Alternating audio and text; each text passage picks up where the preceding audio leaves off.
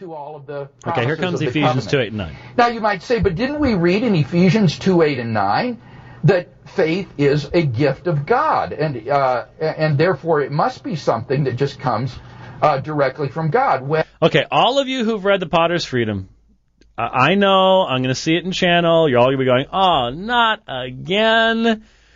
But here it comes again, the same mistake Norman Geisler made, knowing a little bit of Greek's bad thing, partial answers, bad thing. Here it goes again. Well, let's look at Ephesians 2, 8, and 9 again. Ephesians 2, 8, and 9 says, by grace you have been saved through faith, and this is not your own doing. It is the gift of God, not because of works, lest any man should boast. And what you need to understand is that the pronoun this, the demonstrative pronoun this, doesn't refer to faith, because they're not the same gender. What this refers to is the whole process of salvation by grace through faith. That is the gift of God. Now, partially correct and partially incorrect. He is partially correct. Tuta is not the same gender as faith, pisteos. That's quite true. Then again, it's not the same gender as anything in the preceding phrase. That's why it's neuter. A neuter demonstrative like that wraps up the entirety of the phrase, which is what he said. But you can't put the two statements he made together. He said, oh, it's not faith. It's all salvation by grace through faith.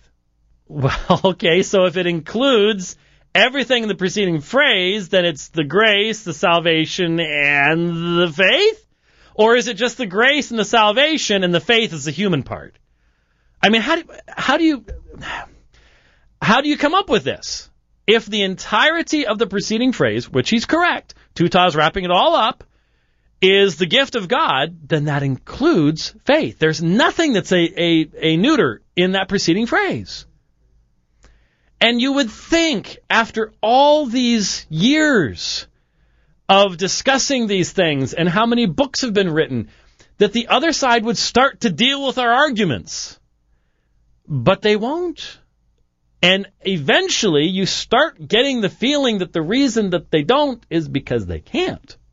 When you repeat them over and over and over and over and over and over again, if you'd had them in print, and they still don't get responded to, you know, there's a temptation to go, maybe the reason they don't respond to it is because they don't have a response to it anyways. Not the result of works, lest any man should boast. But it is definitely not saying faith is the gift of God, lest any man should boast. That would be grammatically impossible because the gender of faith and the gender of the pronoun are different. So what Ephesians 2, 8, and 9 is saying, salvation by grace through faith is the gift of God, not the result of works. So that leaves us then with the question, are we Now listen to what he's going to say here. We're almost out of time. I just got enough time to sneak this in. Going to be persons of faith? Are we going to be sons of Abraham who place our faith in Christ Jesus? So it seems to me that we want to affirm, in line with, I think, Roman Catholic doctrine, that we have the freedom to respond to God's gracious initiatives. We will not seek God on our own initiative. God's prevenient grace is necessary, but we do have the freedom to respond or reject. We're not just like puppets. Now, I want to replay that so that, you know, every time I've said this, people have said, oh, you're being unfair, oh, you're painting with a broad brush. Let's listen once again. Now remember, William Lane Craig, evangelical, even though, you know, the Catholics have pretty much given up on Molinism. It's out of favor there. But he's the big promoter of it. But listen to what he says. So it seems to me that we want to affirm, in line with, I think, Roman Catholic doctrine, that we have the freedom to respond to God's gracious initiatives. There you go. Is that not what the Reformers were saying was the dividing line? Read Luther's Bondage to the Will. Remember what he said to Erasmus? You of all my opponents have touched upon the heart of the matter, the hinge upon which it all turns. And that was the nature of man's will.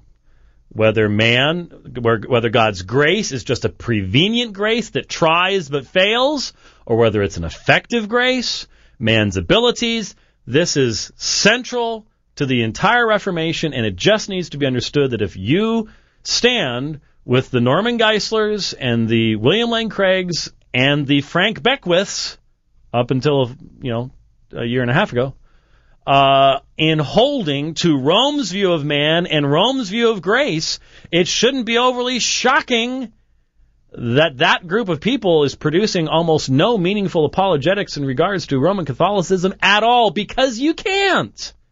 Your position has been fundamentally compromised at its very heart.